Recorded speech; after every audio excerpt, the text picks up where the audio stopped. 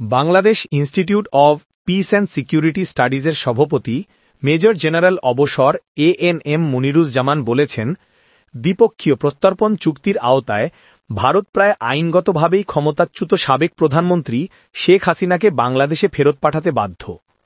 আজ শনিবার ঢাকায় বে অফ বেঙ্গল কনভারসেশনের এক অধিবেশনে প্রশ্নের জবাবে তিনি বলেন, আমাদের একটি প্রত্যর্পণ চুক্তি রয়েছে। সেই চুক্তির আওতায় ভারত প্রায় আইনগতভাবেই তাকে ফেরত পাঠাতে বাধ্য। তিনি বলেন, বন্ধুত্বপূর্ণ প্রতিবেশী হিসেবে ভারতকে বাংলাদেশের আইনগত প্রক্রিয়াকে সম্মান জানিয়ে বিলম্ব ছাড়াই হাসিনাকে ফেরত পাঠানো উচিত। তিনি আরও বলেন, যদি ভারত আন্তর্জাতিক নিয়মকানুন, নীতি ও শৃঙ্খলাকে সম্মান করে, তবে বন্ধুত্বপূর্ণ প্রতিবেশী হিসেবে তাদের বাংলাদেশের আইনগত ব্যবস্থাকেও সম্মান জানানো উচিত। নিরাপত্তা বিশ্লেষক মনিরুজ্জামান বলেন, হাসিনার বিচার আন্তর্জাতিক আইনগত মানদণ্ড পূরণ করেছে, আর এটাই এমন একটি আইনগত ব্যবস্থা যা প্রতিবেশী দেশগুলোর সম্মান করা উচিত।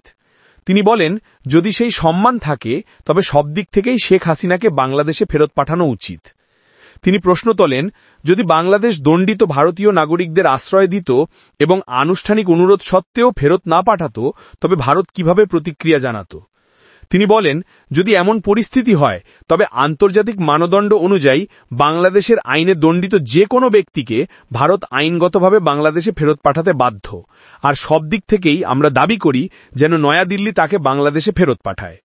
Fractured orders, fluid loyalties, power politics in the post alignment age শীর্ষক পূর্ণাঙ্গ অধিবেশনে উপস্থিত ছিলেন মালয়েশিয়ার টেলার্স ইউনিভার্সিটির জুলিয়া রোকনিফার্ড, আগোরা স্ট্র্যাটেজি ইনস্টিটিউটের জোভান রাটকোভিচ, ব্রাজিলের গেটুলিও ভার্গাস ফাউন্ডেশনের লিওনার্ডো পাজ নেভেস এবং যুক্তরাষ্ট্রের কর্নেল ইউনিভার্সিটির মারিয়ান ভিডাউরি।